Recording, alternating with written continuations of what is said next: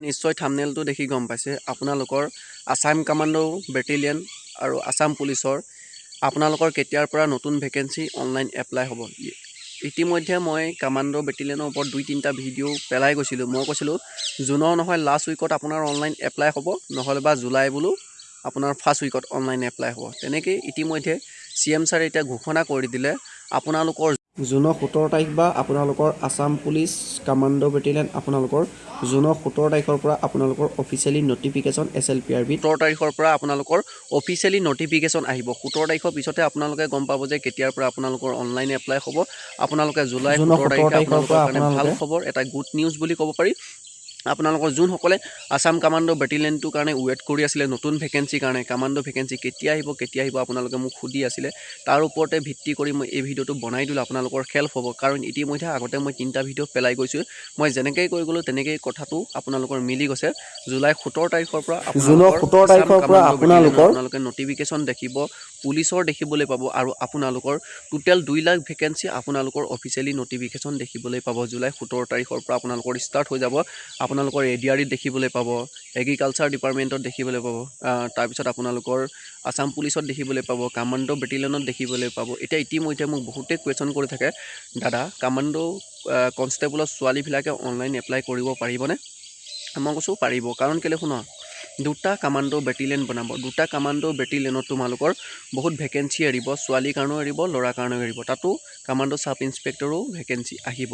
আৰু total vacancy কিমান এৰিব মোক সুধি আছিলে, তথাপিতো মই এটা আইডিয়া লগাই বা অনুমান এটা লগাই কৈছোঁ 2000 পৰা তোমালোকৰ 1500ৰ ভিতৰত আসাম কমাণ্ডো নতুন তোমালোকে বেটেলিয়নৰ ভেকেন্সি দেখিবলৈ পাবা।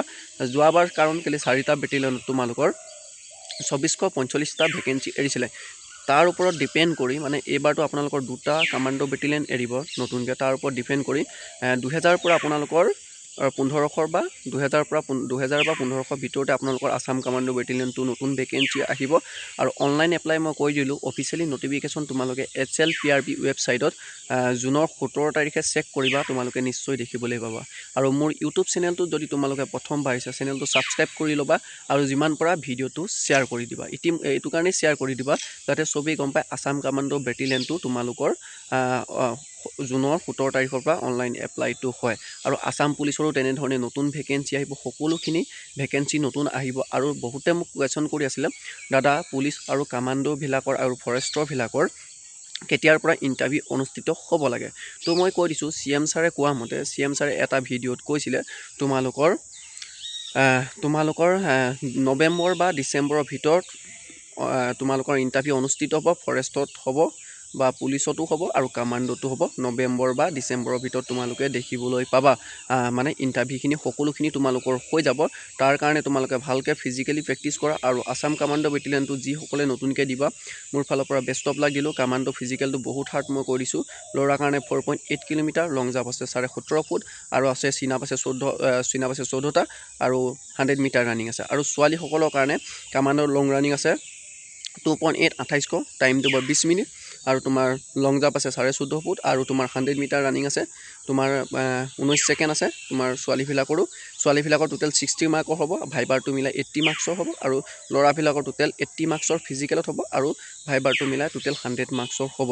এইখিনিয়ে তোমালোকে মই অফিচিয়েলি নটিফিকেশ্যন যেতিয়া জুনৰ 17 তাৰিখে আহিব মই ভালকৈ বনাই দিম। আৰু তোমালোকৰ জুনৰ 17 তাৰিখৰ পৰা আসাম কমাণ্ডো নটিফিকেশ্যন আৰু পুলিচৰ দেখিবলৈ পাবা। এগ্ৰিকালচাৰ ডিপাৰ্টমেণ্টৰ হওক আৰু তোমালোকৰ ADRE হওক, সকলোখিনি ডিপাৰ্টমেণ্টৰে আহি যাব। ভিডিঅ'টো চাই যদি তোমালোকৰ ভাল লাগিল বা হেল্পফুল হ'ল, চেনেলটো যদি নতুনকৈ আহিছা ছাবস্ক্ৰাইব কৰিবা, আৰু ভিডিঅ'টো যিমান পাৰা তোমালোকে শ্বেয়াৰ কৰি দিবা। Thank U.